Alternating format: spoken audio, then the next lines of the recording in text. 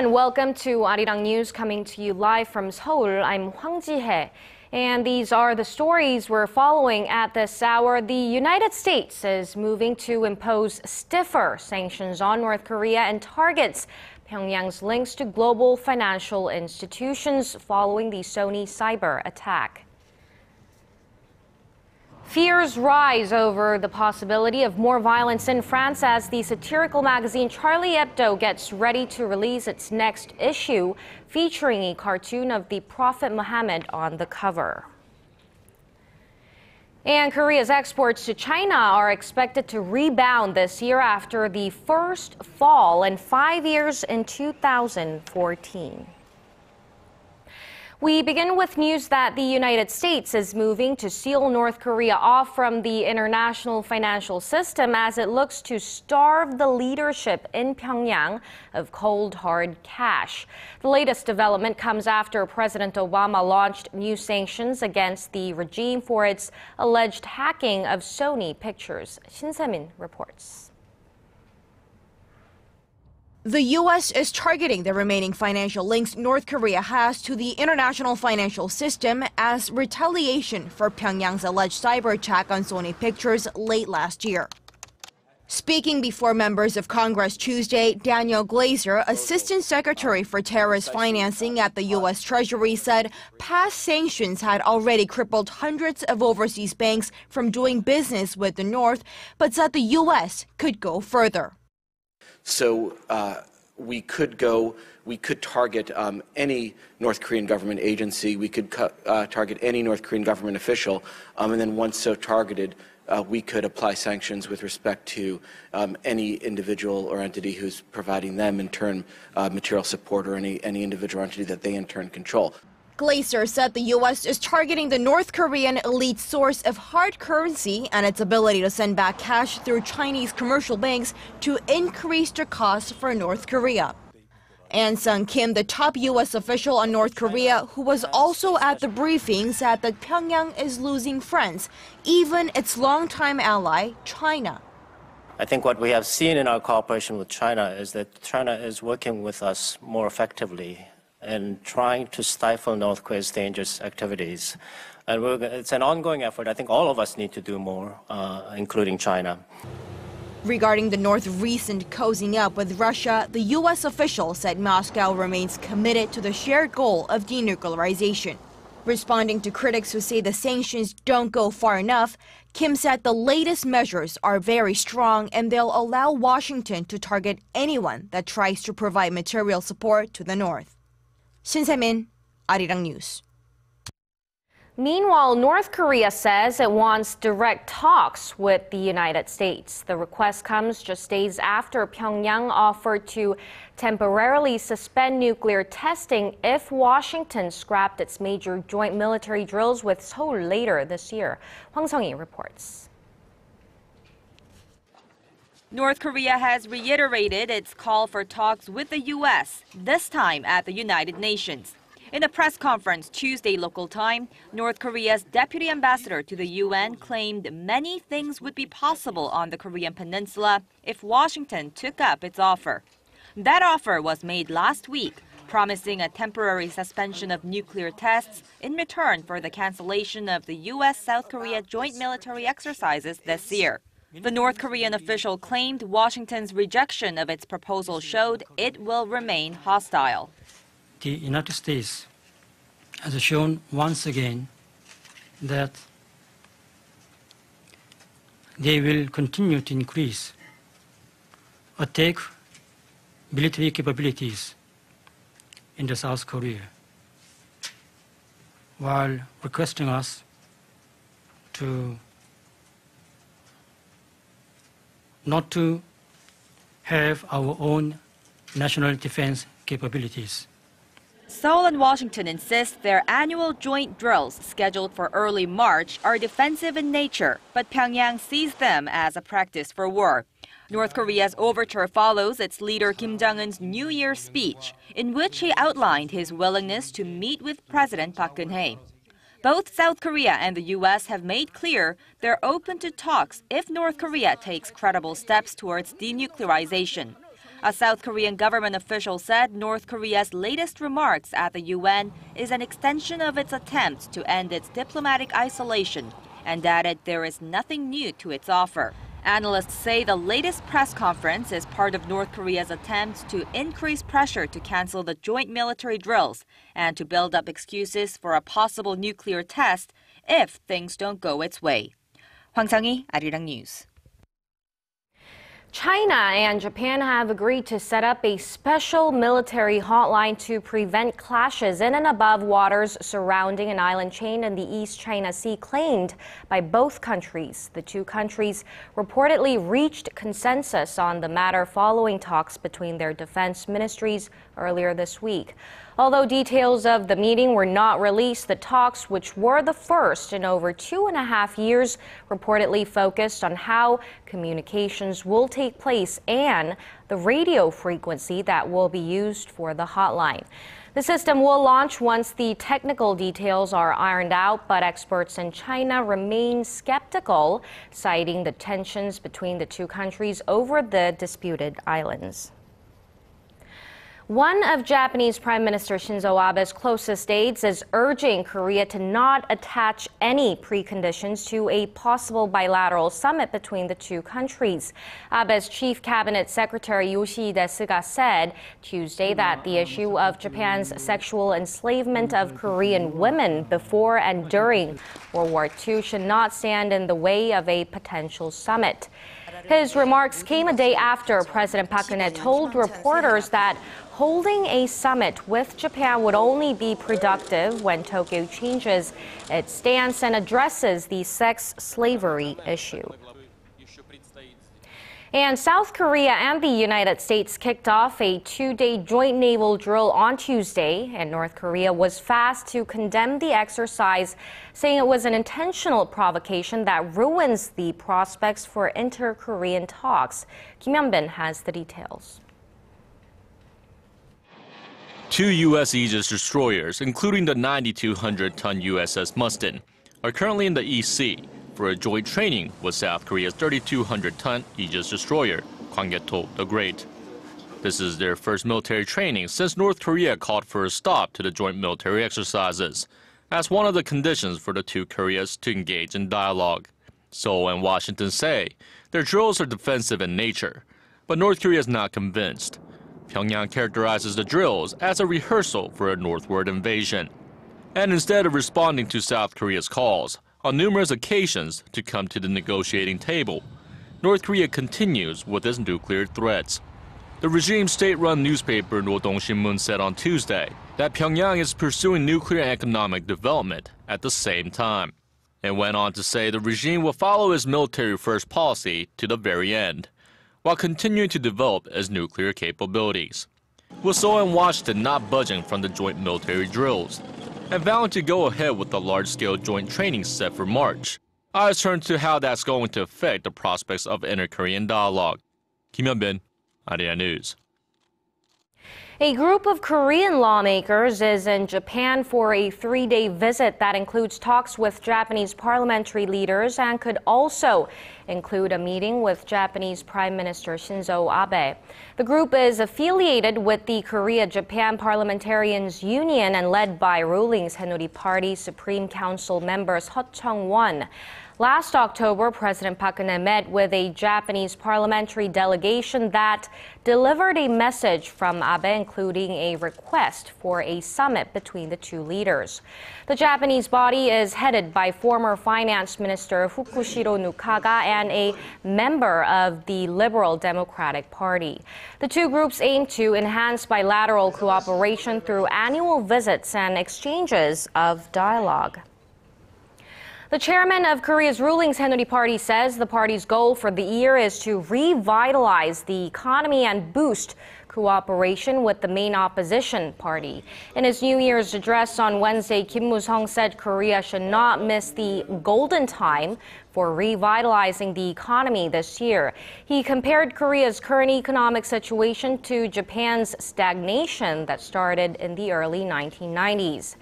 Kim said the government will push forward with its 3-year economic plan with the aim of raising the country's growth rate to 4%. The party chief also stressed the need to reform the public pension system and said the ruling party will work closely with the opposition to ensure state affairs run smoothly. A week after the slaughter at Charlie Hebdo, the magazine is hitting back with a defiant issue that has a cartoon of Prophet Mohammed on the cover. The image has already attracted a firestorm of criticism and some threats, putting all France on edge. Son Jung-in has the story.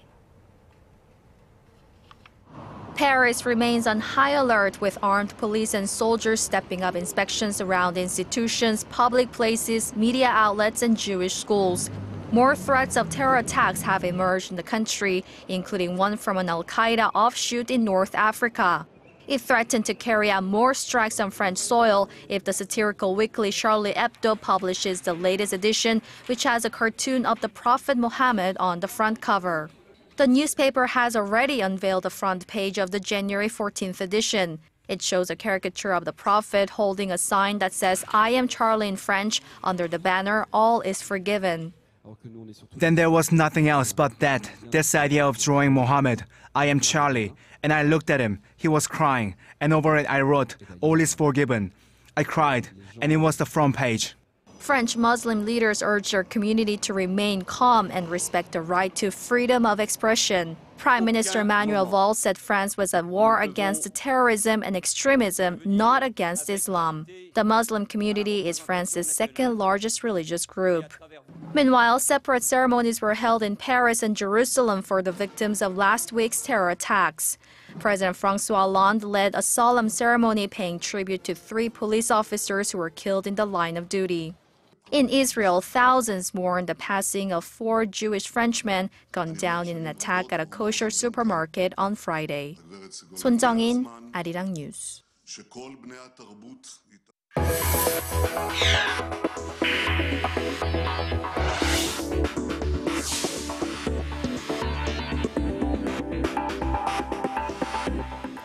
Korea's exports to China are projected to rebound this year after a poor 2014, which saw Korea's shipments to the world's second largest economy dip for the first time in 5 years. Connie Kim has more.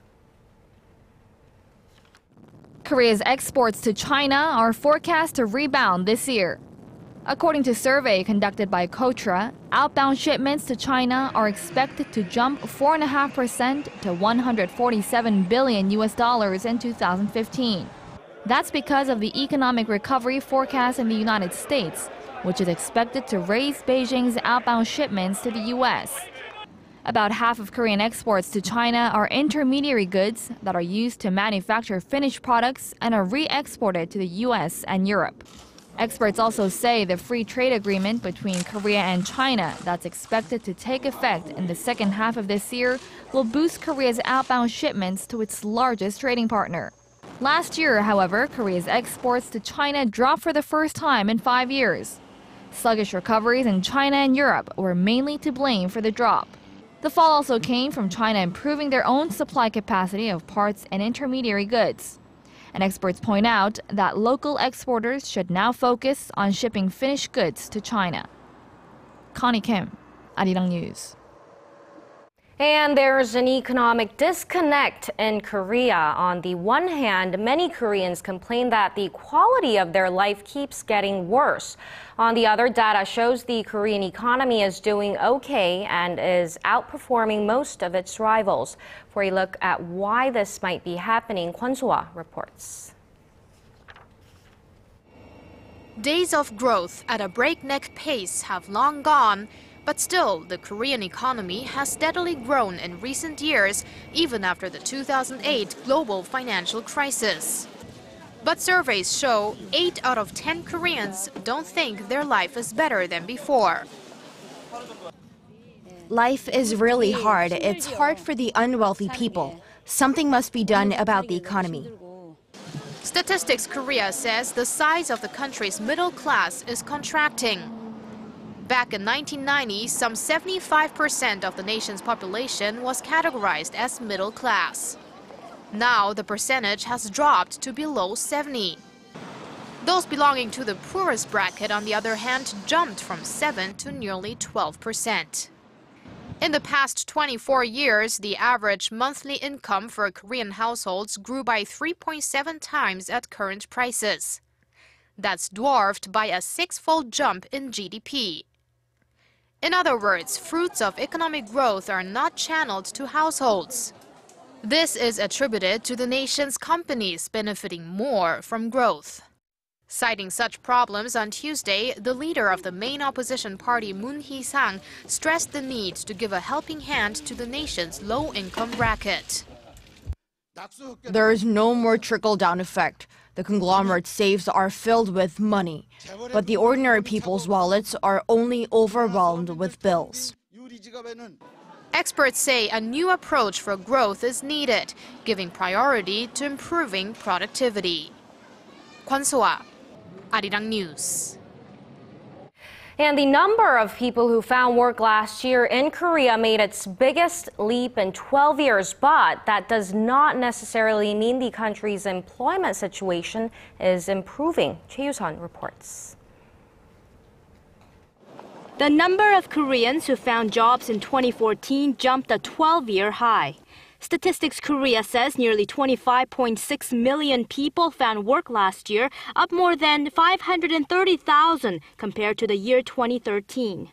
Looking back at the past 5 years, the yearly increase in the number of people with new jobs had expanded significantly. The country's employment rate also gained slightly to reach a 17-year high of 60.2%. By industry, new jobs were created in manufacturing and health and welfare, while fewer jobs were gained in agriculture, fisheries, and finance.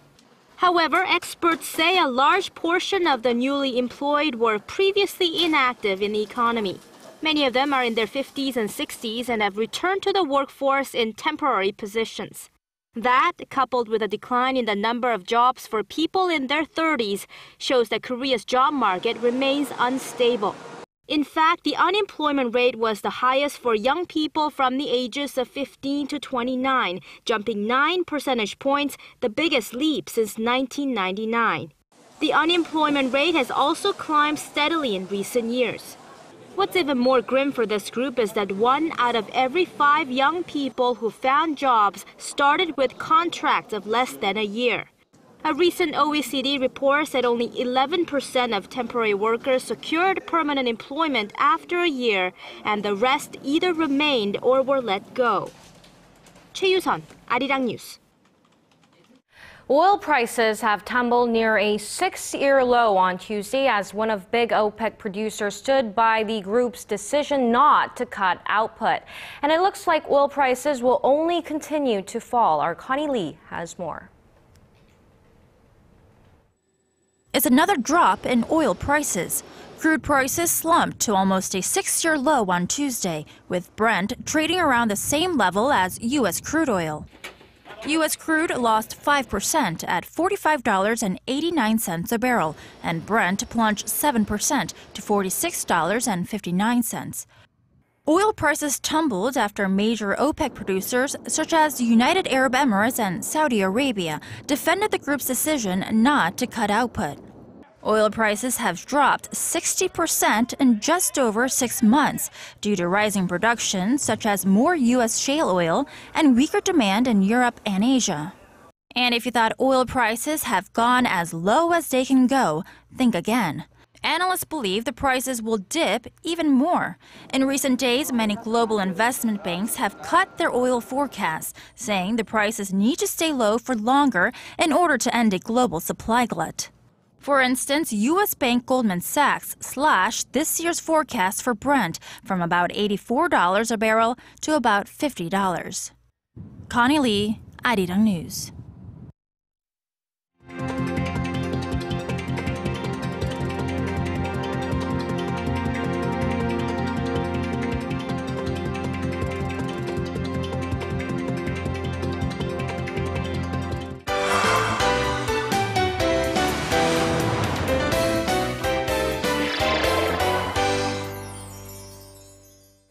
For today's arts and culture segment, our Im Yuni tells us about a couple of events to check out here in Seoul, one of which involves ballet dancers, opera singers, and the polka. Good afternoon, Yuni. Good afternoon. So, if you're a polka fan, pay attention. So this performance is only here for one night. The Vienna Waltz Orchestra will be performing here in Seoul. Take a look at what they've brought.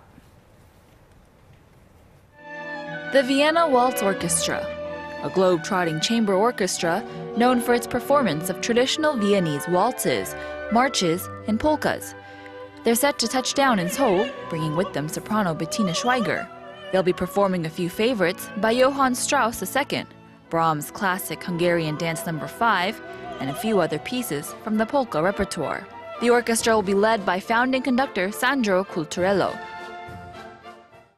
Wow, so what makes this orchestra so unique and special, Yuni? Well, first of all, their specialty is, of course, the traditional Viennese repertoire. So things like the traditional polka, the traditional waltz, and those are very fun performances for many people. But also, they invite world-class ballerinas to the stage to perform with them, along with other opera singers. And so you get to hear the performance, you get to see the performance. So it's an overall very captivating show to check out. It sounds great, and the outfits were also very beautiful. And I hear we have other events going on in Seoul, right? So another exhibition, neat exhibition to check out. So many people know the story of the city of Pompeii and the demise of the city. So it's a city in Italy that was buried under the volcano Mount Vesuvius in 79 AD. But if you know the story, you also know that it was eerily preserved for almost 2,000 years. And now some of those relics have been brought to Seoul to be shown in a very unique exhibition. Take a look. Beautiful, lush greenery in an ancient city that once had a running water system, an amphitheater, a gymnasium, and a port. The people of the Roman city of Pompeii were crushed under 6 meters of pumice and ash after the eruption of Mount Vesuvius, bearing with them all of their belongings. 300 artifacts from the ruined city have been put on display at the National Museum of Korea, including tools, weapons, charred loaves of bread, and even the casts entombing the victims, preserved under the ashes for almost 2,000 years. The exhibition gives viewers a unique glimpse into the luxurious lifestyles found in the Vesuvian city. In Pompeii, we have not a museum, so you have to see, it's possible to see this magnificent object here, but not in Pompeii. I know, despite the fact that Pompeii is such a famous historical site, it's surprising to know that there wasn't any museum there to learn about them. To have those pieces. So, which is why this exhibition is so special. So the archaeological site of Pompeii was dedicated as an official UNESCO heritage site in 1997, and since then it's become one of the most popular tourist sites of Italy. It actually brings in 2.5 million tourists every year, and so a lot of people want to go check it out. But I think really with this, what really interests people is the idea that this city was just sort of put on pause so many years ago, and so they said when they went back, they found bodies in bed. They found bread still in the oven, and so you could really kind of take a look at the city that existed 2,000 years ago, take a look at their lives, what they were going through, and so definitely an exhibition to check out since it's only here for a few more weeks now. It sounds great. I should check them out too. Thank you for joining us, Yuni. Always a pleasure.